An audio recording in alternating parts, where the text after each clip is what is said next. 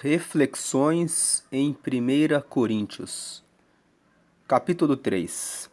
A graça e a paz de Jesus Cristo seja muito bem-vindo a esse canal que compartilha leituras, estudos, meditações e reflexões com base nos capítulos da Bíblia.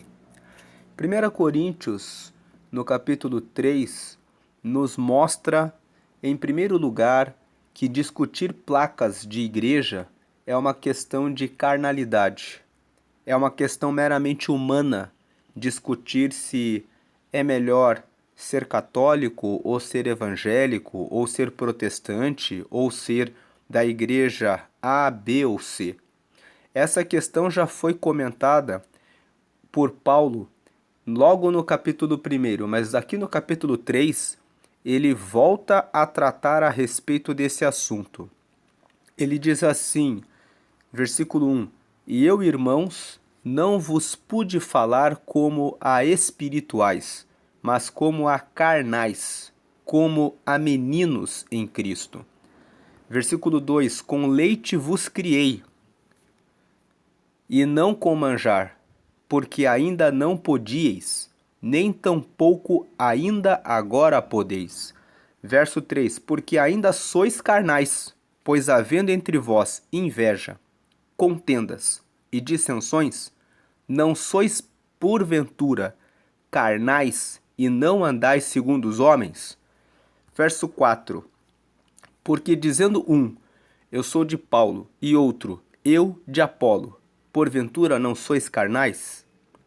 Então, nesses primeiros 4 versículos, nós vemos que Paulo nos ensina que todos os debates a respeito de religião, todos os debates a respeito de ser da igreja A, B ou C, todas as questões relacionadas a o pastor fulano é melhor, o pastor cicrano é melhor, eu faço campanha na igreja A ou na igreja B, todas essas questões são questões que não trazem nenhum valor, que só mostram meninice, que só mostram que quem entra nessas discussões e nesses debates ainda não cresceu na fé, ainda é muito menino na fé.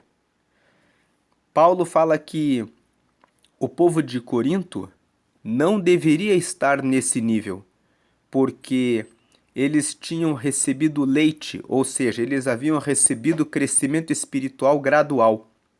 Paulo tinha treinado, pregado, ensinado a palavra aos poucos, mostrando que o Evangelho é Jesus Cristo, encarnado, morto e ressuscitado. Ele era o Verbo divino que assumiu a forma humana, que venceu o pecado na forma humana, morreu e a sua morte foi para nos trazer a salvação. Ele morreu em nosso lugar e ele ressuscitou para provar para nós que ele pode nos ressuscitar. Isto é o Evangelho. Lá no capítulo 2, quem está acompanhando essa série de reflexões de 1 Coríntios, pode ver ali a exposição de Paulo, falando que a verdadeira sabedoria de Deus, a verdadeira sabedoria é o Evangelho, que consiste na pessoa de Jesus Cristo. Jesus Cristo encarnado, morto e ressuscitado. É nisso que consiste o Evangelho, em que Jesus Cristo veio ao mundo para morrer pelos nossos pecados e ressuscitar, para um dia nos levar para estarmos com Ele. E Paulo aqui fala que o povo de Corinto, nessas disputas em relação a serem de Paulo, ou de Apolo, ou de Pedro, estavam sendo meninos, estavam sendo carnais, e ainda havia entre eles inveja e disputas, porque uns se achavam melhores do que os outros, e outros tinham inveja daquilo que os outros tinham mais habilidade, mais capacitação. Então, inveja, contenda e dissensão, mostra infantilidade. Abrindo um espaço aqui para falar a respeito da inveja, tem muitas pessoas que olham para aquilo que o próximo possui e, ao invés delas abençoarem o próximo e dizerem para Deus, eu também quero a minha parte, elas ficam amaldiçoando o próximo, como se o próximo estivesse roubando, furtando, tomando delas aquilo que pertence a elas. Então, se você pensa dessa forma, pense que Deus é o Criador dos céus e da terra, que Ele criou tudo com abundância. Existe água em abundância, existe luz do sol em abundância. Tudo que Deus cria, Ele cria abundância. E lá no Evangelho de Mateus, no capítulo 6, no versículo 25, até o versículo 33, Ele nos ensinou a não andarmos ansiosos por coisa nenhuma, quanto ao que comer, ao que beber e ao que vestir, porque Ele sabe aquilo que nós precisamos, e Ele disse, buscar em primeiro lugar o reino de Deus e a sua justiça, e todas essas coisas vos serão acrescentadas. Então, se alguém tem falta de alguma coisa, não precisa olhar para o próximo. Você pode olhar para o próximo para ver aquilo que existe, para ver aquilo que você nunca tinha pensado que você pode ter. Mas não tenha dúvida de que Deus pode dar tudo aquilo que você pede a Ele. Inclusive, Jesus fala isso no Evangelho de Mateus, no capítulo 7, no versículo 7. Pedi e dar-se-vos-á. Buscai e achareis, batei e abrir-se-vos-á. Porque o que pede recebe, o que busca encontra, o que bate se abrirá. Mas aqui, voltando para 1 Coríntios, no capítulo 3, a mensagem do capítulo 3 mostra, mais uma vez, que Jesus é o fundamento do Evangelho, que só Jesus é que traz a salvação, que Jesus, encarnado, morto e ressuscitado, corresponde ao fundamento, e que ninguém, nem Paulo, nem Apolo, nem Pedro, e ninguém mais é o fundamento da igreja. Vamos ver aqui, prosseguindo na leitura. Pois quem é Paulo e quem é Apolo, senão ministros pelos quais crestes, e conforme o que o Senhor deu a cada um? Versículo 5, Paulo faz essa pergunta. Quem vocês pensam que é o Paulo? Quem vocês pensam que é o Apolo? Eles são apenas ministros, são apenas pessoas que pregaram o reino para que vocês pudessem ter conhecimento a respeito de Jesus, que é o fundamento. Versículo 6, eu plantei, Apolo regou, mas Deus deu o crescimento. Paulo aqui chama a atenção para o povo de Corinto, dizendo que todo o fundamento da salvação está em Deus. Foi Deus que providenciou a morte de Jesus. Deus providenciou que o seu Filho encarnaria, morreria por todos e ressuscitaria para trazer a salvação para a humanidade. Deus usa pessoas para anunciarem o reino, mas é o próprio Deus que continua sendo o fundamento de todas as coisas que Ele colocou na pessoa de Jesus. Versículo 7, pelo que nem o que planta é alguma coisa, nem o que rega, mas Deus que dá o crescimento. Versículo 8, ora, o que planta e o que rega são um, mas cada um receberá o seu galardão, segundo o seu trabalho. Nesse versículo 8, Paulo começa a apresentar um argumento que lá no capítulo 12 de 1 Coríntios, ele vai completar, dizendo que todos nós fazemos parte de um corpo, o corpo de Cristo. E lá no capítulo 12 ele vai nos ensinar que assim como o corpo tem vários membros e tem a mão e o olho e o pé, assim também são todos aqueles que estão ligados em Jesus. Nós fazemos parte de um corpo. Então aqui no versículo 8 ele começa, o que planta e o que rega são um. Aquele que planta a palavra está fazendo isso porque está conectado com Jesus. Aquele que rega, que dá o ensinamento, que dá o aconselhamento, que prepara a pessoa para o batismo, que ajuda no aconselhamento, ele está fazendo o trabalho que em nome de Jesus. Todo o trabalho é realizado em nome de Jesus. Todo o trabalho é feito por Deus, para a honra e glória de Deus. Mas cada um receberá o seu galardão segundo o seu trabalho. E cada obreiro, cada pessoa que realiza a sua parcela de contribuição, ajudando o próximo no reino, recebe segundo o seu trabalho. Versículo 9. Porque nós somos cooperadores de Deus. Vós sois lavoura de Deus e edifício de Deus. Veja que Paulo fala que tanto Paulo, quanto Apolo, quanto Pedro, quanto qualquer pessoa que contribui com o reino é um cooperador. E as pessoas que recebem a palavra, que recebem o alimento espiritual, que recebem o aconselhamento, que são cuidadas, são plantas, são flores que estão numa lavoura de Deus e são também edifício de Deus. Versículo 10. Segundo a graça de Deus que me foi dada, pus eu, como sábio arquiteto, o fundamento, e outro edifica sobre ele, mas veja, cada um como edifica sobre ele. Paulo aqui está falando que ele recebeu uma graça de Deus. A graça é um favor de Deus, um favor imerecido. Ele recebeu o favor de Deus de ter força, ter conhecimento, ter sabedoria para poder anunciar Jesus. Ele recebeu essa graça e ele fala no versículo 10 que segundo, conforme a graça que Deus deu para ele foi um arquiteto, foi alguém que construiu essa obra de Deus, colocando o fundamento que é Jesus Cristo.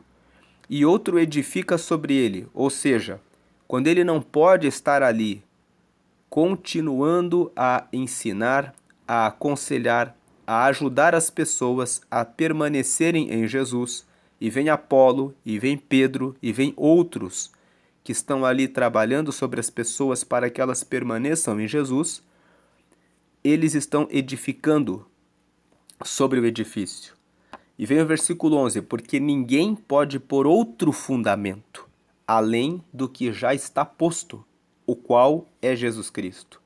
Então nós vemos aqui que do versículo 1 até o versículo 9, Paulo vai trazendo o argumento de que é uma carnalidade, é uma meninice, é infantil ficar discutindo qual é a melhor igreja.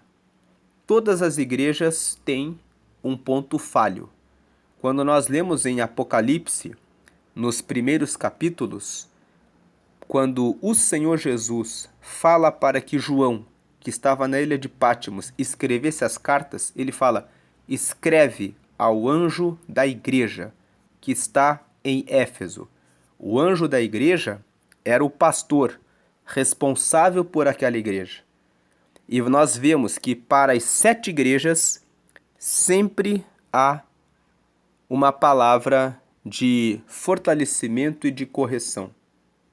Ainda que 2 igrejas eram igrejas que estavam muito fortalecidas em Jesus, ainda assim, sempre havia a exortação: aquele que tem ouvidos ouça o que o Espírito diz às igrejas.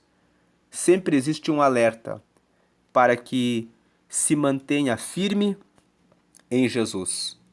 Então, pensar que em uma igreja não haverá nenhum tipo de falha, ou pensar que ao entrar em uma igreja nós encontraremos pessoas que são santas, que não falham, que não erram, que não estão em um dia de mau humor, que não estão em um dia em que falam uma palavra indevida ou que erram em algum momento, é utopia. O próprio Senhor Jesus disse que o joio cresce juntamente com o trigo, ensinando que no meio da comunidade, entre pessoas que estão buscando a Jesus, entre pessoas que buscam a Deus, haverá pessoas que praticam o mal. Haverá tesoureiros que furtam as ofertas e os dízimos, assim como Judas estava entre os discípulos. Haverá pessoas com falta de temperança, que agirão com violência, como Pedro agiu com violência quando cortou a orelha do soldado Malco, quando vinha prender Jesus. E Jesus o repreendeu, dizendo: guarda a tua espada. Haverá pessoas que vão duvidar, como Tomé, e vão dizer: será que você é de Deus? Todas essas coisas existem e sempre vão existir enquanto existir igreja, porque não existem igrejas perfeitas. Existem igrejas onde se prega o nome de Jesus, onde Jesus é o único fundamento.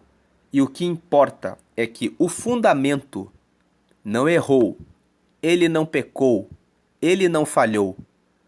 Ele foi santo, justo, reto e verdadeiro. E é no fundamento que é Jesus, porque foi ele que encarnou e assumiu a forma humana, humilhando-se para morrer por nós na cruz e ressuscitar e trazer a promessa de que estaremos com ele. Não cabe a nós sermos meninos, crianças, carnais, comentando a respeito dos pecados alheios, comentando a respeito das falhas que acontecem, mas consertar a nossa vida diariamente para estarmos com Deus, porque o fundamento é Jesus. Também não cabe exaltar nenhuma pessoa, nenhum pastor, padre ou líder religioso, nem qualquer igreja.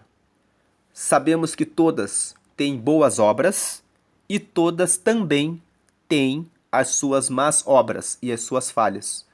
E é assim que é. O joio cresce juntamente com o trigo. É necessário buscar produzir mais trigo do que joio, mas é fato que o joio vai existir e o próprio Jesus, que é o fundamento, ensinou que é assim que é. Versículo 12. E se alguém sobre este fundamento formar um edifício de ouro, prata, pedras preciosas, madeira, feno, palha. Versículo 13. A obra de cada um se manifestará. Na verdade, o dia a declarará, porque pelo fogo será descoberta, e o fogo provará qual seja a obra de cada um. Esses versículos 12 e 13 estão falando a respeito das igrejas.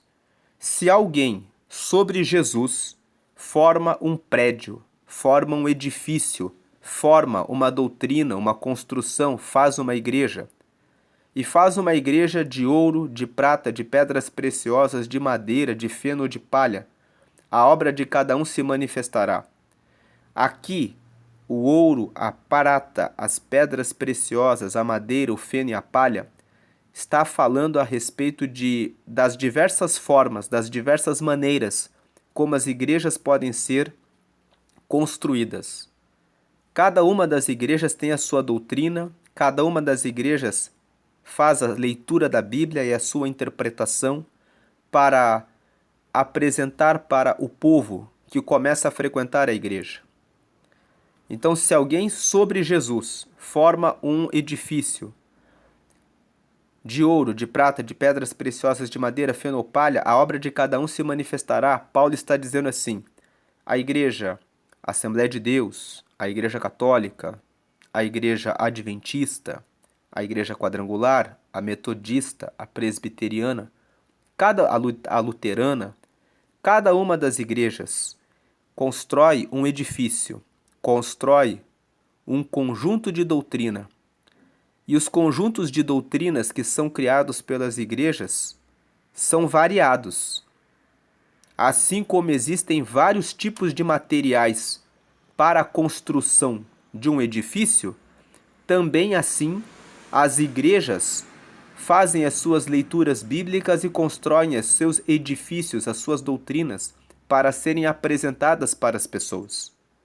Agora, Paulo fala que a obra de cada um se manifestará. Na verdade, o dia, e aqui o dia está em letra maiúscula, porque Paulo está se referindo ao dia em que o Senhor Jesus voltar para buscar as pessoas que viveram e que aceitaram a Ele. Haverá o dia do arrebatamento, haverá o dia do juízo final, haverá o dia em que o Senhor julgará a cada um, em que todos compareceremos perante o tribunal de Cristo. Neste dia, as obras de cada um serão manifestas. Nós veremos os erros e os acertos de cada uma dessas doutrinas que foram apresentadas ao longo dos séculos. O dia a declarará, porque pelo fogo será descoberta. O Senhor, Ele é como fogo que queima tudo aquilo que é palha, tudo aquilo que não está em correção com a palavra, passa pelo fogo do Senhor. Quando João viu Jesus lá no Apocalipse, ele disse que ele viu o Senhor vestido de uma veste branca, com um rosto reluzente, com os cabelos brancos como a lã, com os seus pés como latão reluzente e que tinha olhos como chamas de fogo. O Senhor olhará e julgará a obra de cada pessoa, de cada um. E ele fala no versículo 13, e o fogo provará qual seja a obra de cada um. O fogo vai provar se aquela doutrina, se aquela palavra passa ou não passa. E aí o versículo 14 ele fala que se a obra que alguém edificou nessa parte permanecer, esse receberá galardão. O versículo 15, se a obra de alguém se queimar, sofrerá detrimento, mas o tal será salvo, todavia como pelo fogo. Os versículos 14 e 15 estão nos ensinando quais são as consequências das obras que cada um de nós realiza. Nós participamos de igrejas com as mais variadas doutrinas e nós começamos a seguir a Jesus seguindo aquilo que nos é ensinado nas várias doutrinas. Mas a obra que nós estamos fazendo seguindo a Jesus é como se fosse um edifício. É como se nós estivéssemos fazendo uma construção. Quando nós começamos a fazer a construção de uma casa, nós colocamos primeiramente o fundamento, depois vamos colocando as paredes, depois as janelas, as portas e por último o teto. Depois começamos a trabalhar dentro da casa para fazer o acabamento. Assim é a nossa vida espiritual. Nós fazemos a nossa construção, fazemos o nosso edifício. E enquanto nós estamos construindo esse edifício no relacionamento com Deus, o Senhor é um fogo consumidor. Ele olha para nós, aquilo que estamos fazendo. E aquilo que nós estamos fazendo, que nós estamos colocando nessa construção, e nós podemos colocar ouro, prata, pedras preciosas, madeira, feno ou palha, ou seja, nós vamos construindo a nossa casa espiritual com vários ensinamentos, a partir de vários materiais. Deus, ele olha aquilo que está sendo colocado e ele passa-nos pela prova, ele nos coloca na provação, ele nos coloca muitas vezes no fogo. Por isso que Pedro escreve assim: não estranheis a ardente provação que surge no meio de vós, como se fosse alguma coisa estranha. Mas a provação vem para a nossa purificação. Então, no versículo 14, quando ele fala assim: se a obra que alguém edificou nessa parte permanecer, receberá galardão. Em outras palavras, Deus ele vai nos testar. Deus vai nos provar. Deus vai permitir que nós passemos pelo fogo. Uma prova de que Deus vai permitir que nós passemos pelo fogo está em Isaías, no capítulo 43. Ali no versículo 2 ele fala assim: quando passares pelas águas, elas não te submergirão. Quando passares pelo fogo, não te queimarás e a chama não arderá em ti. Veja que o texto fala quando passares. O texto não fala se você um dia passar. O texto fala quando você passar pelas águas, elas não te submergirão. Quando você passar pelo fogo, você não vai se queimar e a chama não arderá em você. Em outras palavras, o texto de Isaías, no capítulo 43, revela que todo cristão que está construindo seu edifício vai ser queimado, vai ser provado no fogo. E esse fogo vem para verificar se o edifício está sendo bem construído. E aí vem o versículo 14. Se a obra que alguém edificou nessa parte permanecer, receberá galardão. Se a construção está sendo bem feita, a pessoa vai receber a recompensa. Agora, se a obra de alguém se queimar, se houver alguma coisa durante a construção da fé que não está de acordo, a provação vai trazer o ensinamento. Na provação, a pessoa vai aprender o que tem que aprender. E a pessoa vai sofrer um dano, porque ser queimado pelo fogo, passar pelo fogo, aquela parte que não está a contento, que não está de acordo com Deus, vai ser queimada sim. E a pessoa vai sofrer um dano, mas o tal será salvo. Porém, todavia, como que pelo fogo, ou seja, o fogo vai trazer a purificação. Um exemplo do versículo 15 é o que aconteceu com Jó. Jó disse no capítulo 3 assim, que tudo o que eu temia me sobreveio. Quando ele fala isso, ele mostra que ele era zeloso e cuidava dos seus filhos, oferecendo sacrifícios pelos pecados deles, porque ele tinha medo que algum deles tivesse pecado. Ele tinha medo que um dia Deus pudesse tomar as riquezas dele e dele ser provado. Ele tinha medo porque ele pensava, como será que eu vou permanecer se Deus tomar as coisas que eu tenho? Então Deus, sabendo que ele tinha integridade suficiente para permanecer fiel, permitiu que Jó passasse pelo fogo. Ele foi provado na vida financeira, na vida espiritual, porque os seus amigos começaram a acusá-lo, dizendo que ele estava longe de Deus e tinha pecado. E também foi provado na sua saúde. Ele foi queimado. Mas depois que ele passou pelo fogo, ele foi salvo. Porque no final do livro de Jó ele fala: eu ouvia falar sobre o Senhor, mas agora os meus olhos te veem.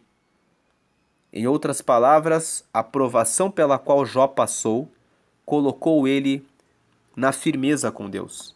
Então aqui esses versículos falam que nós estamos construindo um edifício. As igrejas constroem edifícios, constroem as suas doutrinas com vários argumentos. Mas o edifício que realmente cada um de nós está construindo da nossa fé é provado pelo fogo. E se a obra está sendo boa, acontece o versículo 14, nós recebemos o galardão.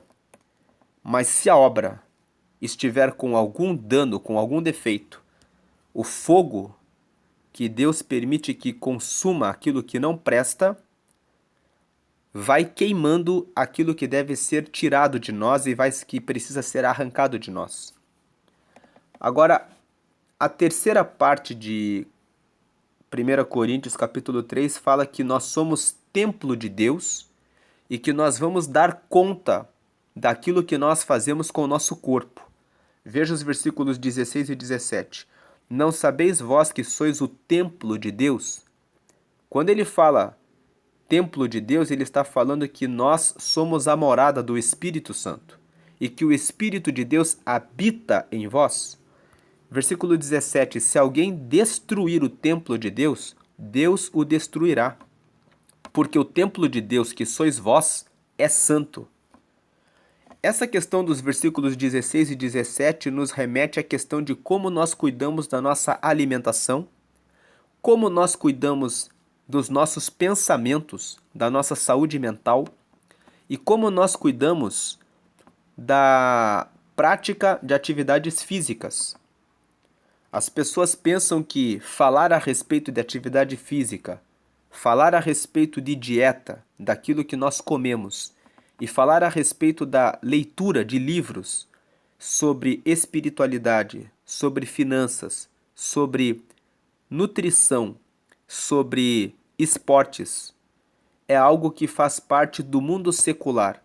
Existem algumas igrejas, muito radicais inclusive, que pregam que é pecado praticar atividades esportivas.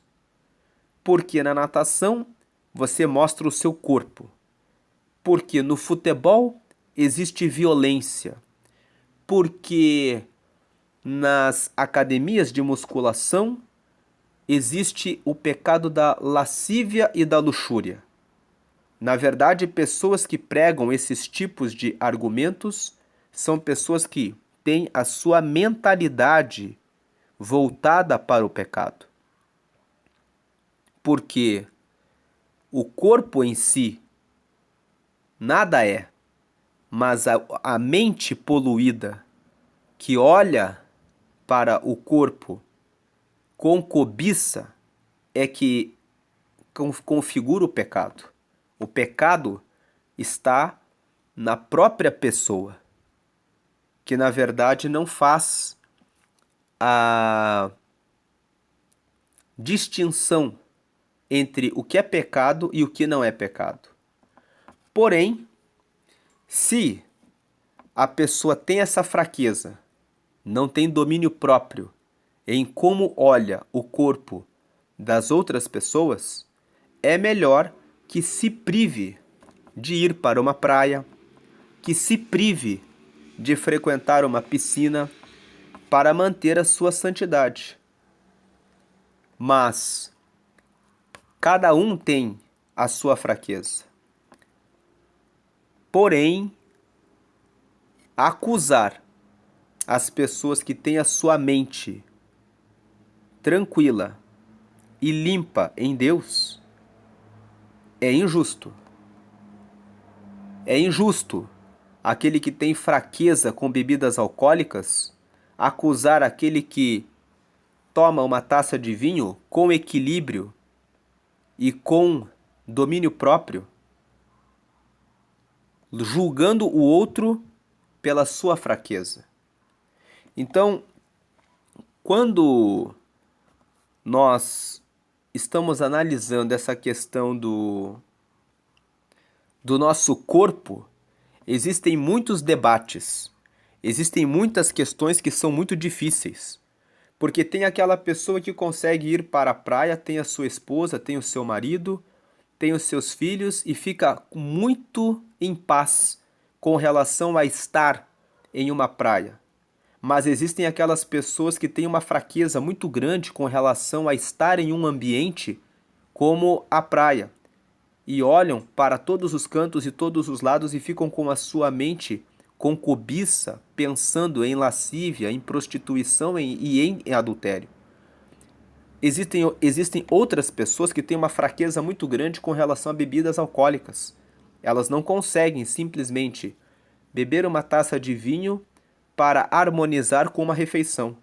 Quando elas bebem o mínimo que seja, elas perdem o equilíbrio e passam a se embriagar e perder o juízo.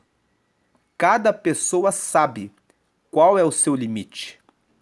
Existem outras pessoas fugindo da bebida e fugindo da lascívia, da prostituição e do adultério, desses pensamentos, existe também aquelas pessoas que não têm domínio próprio em relação à quantidade da comida e acabam caindo na obesidade.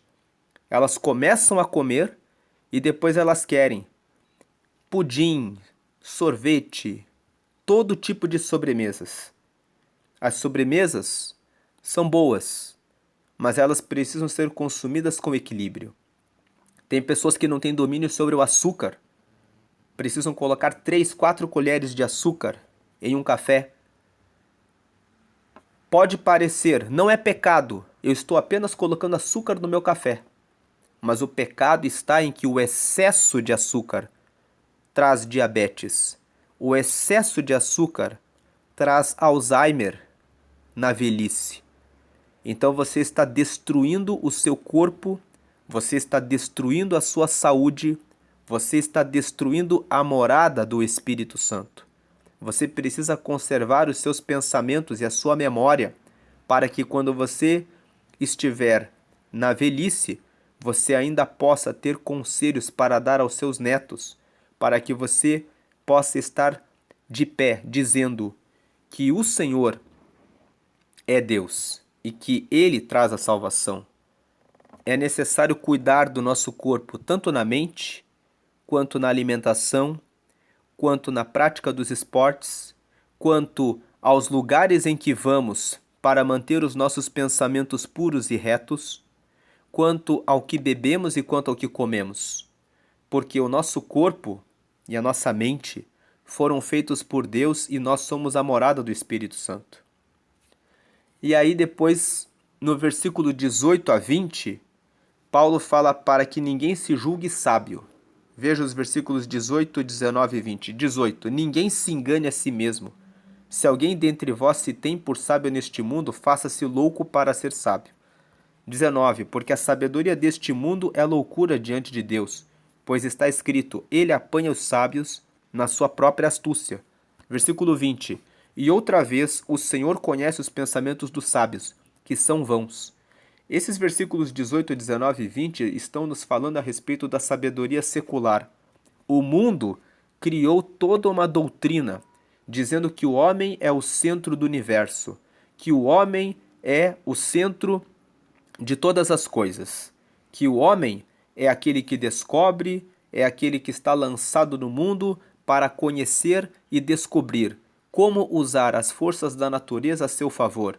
Existem vários ensinamentos que dizem: ó, quão grande é o homem sobre toda a criação, sobre todos os animais, é ele que reina, é ele que governa, é ele que descobriu a energia eólica, o fogo, a energia solar, e ele tem descoberto e vamos descobrir cada vez mais coisas e ultrapassar os nossos limites, e nós não precisamos de Deus.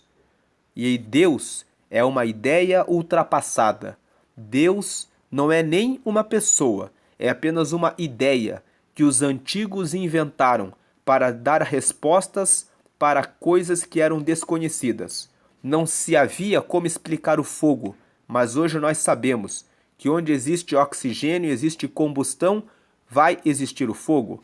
Nós conseguimos explicar as nuvens, nós conseguimos explicar o movimento dos ventos e conseguimos canalizar todas as energias para fazer aquilo que nós queremos.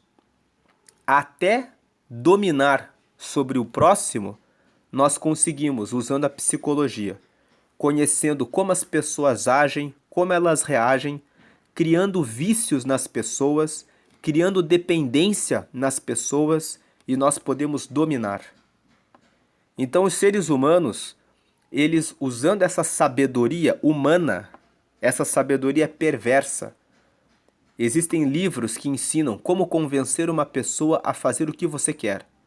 Existem livros que falam como você educar uma pessoa para agir como você quer que ela pense. Todas essas estratégias são estratégias de dominação do próximo. Esse tipo de sabedoria humana, que é uma sabedoria que não leva para Deus, é a loucura diante de Deus. São palavras, são conhecimentos palavras que são loucura diante de Deus. E no versículo 20 ele fala: o Senhor conhece os pensamentos dos sábios, que são vãos. Então os sábios aqui, ele está falando a respeito daqueles que exercem governo, domínio e controle. O que os versículos 18, 19 e 20 nos ensinam é que Paulo está dizendo: busque a sabedoria espiritual. Busque a sabedoria que anuncia que Jesus foi encarnado, morreu por todos nós e ressuscitou, e um dia ele vai voltar. Ensine as pessoas a terem a sabedoria espiritual, a entenderem que o propósito dessa vida não é apenas viver essa vida, mas que existe uma vida depois da morte, uma vida eterna, que deve ser vivida com Deus para o bem. E no final ele termina dizendo: portanto ninguém se glorie nos homens, porque tudo é vosso. Versículo 22, seja Paulo, seja Cefas, que é Pedro, né? Cefas era Pedro, seja o mundo, seja a vida, seja a morte, seja o presente, seja o futuro, tudo é vosso. Versículo 23, e vós de Cristo e Cristo de Deus. Então, nesses últimos 3 versículos, ele fecha o argumento que ele está tratando aqui no capítulo 3, que é uma carnalidade, é uma infantilidade, as pessoas ficarem se digladiando e disputando a questão religiosa, dizendo que eu sou católico, ou que eu sou evangélico, ou que eu sou protestante, ou que eu sou assembleano, ou que eu sou metodista, presbiteriano, luterano da quadrangular, ou adventista. Não importa.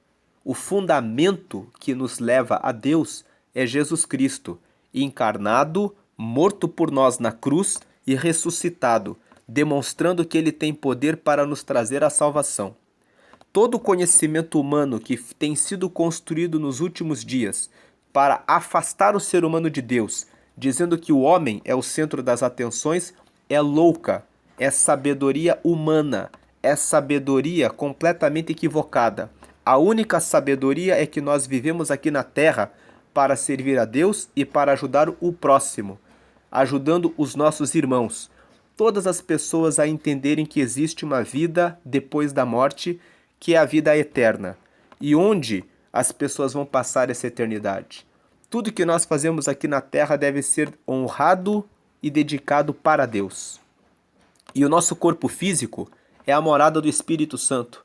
Nós precisamos cuidar dos ambientes em que frequentamos de acordo com as nossas fraquezas. Cada um sabe de si. Indo por essa linha das nossas fraquezas, é que nós podemos concluir que cada uma das igrejas, cada uma das placas de igreja, conforme as doutrinas que vão criando, conforme os edifícios de doutrinas que vão criando para ajudar as pessoas a seguirem a Deus, são permissão de Deus para que as pessoas possam encontrar o melhor caminho para buscar a Deus. Não podemos criticar nem mesmo as igrejas que são mais radicais com relação ao uso de roupas de banho na praia ou essas coisas, porque essas igrejas que são muito radicais em relação a zero bebida alcoólica, zero praia, zero frequentar certos ambientes e muita restrição com relação à forma de se vestir, ainda assim colaboram com o reino de Deus para ajudar aquelas pessoas que têm muitas dificuldades em seguir a Jesus sem que sejam lideradas por pastores e pessoas que destacam a importância da santidade. Cada pessoa sabe de si. Cada pessoa sabe qual o seu sistema e a sua capacidade de seguir a Deus. Existem pessoas que têm dificuldades com relação ao controle da alimentação e do açúcar. Então, cada pessoa tem o seu limite. Mas o fato é que, no capítulo 3, Paulo enfatiza, ele destaca novamente: Jesus é o Evangelho. Ele encarnado, morto por nós na cruz e ressuscitado com a promessa de que vamos morar com Ele, aqueles que se santificarem e fugirem da sabedoria humana, que é a tolice diante de Deus. Não se apegue a nenhuma placa, porque placa não salva. Quem salva é Jesus. O mistério de Deus revelado agora para nós é Jesus. Essa é a meditação essas são as reflexões sobre o capítulo 3 de 1 Coríntios. Deus abençoe a todos. Amém.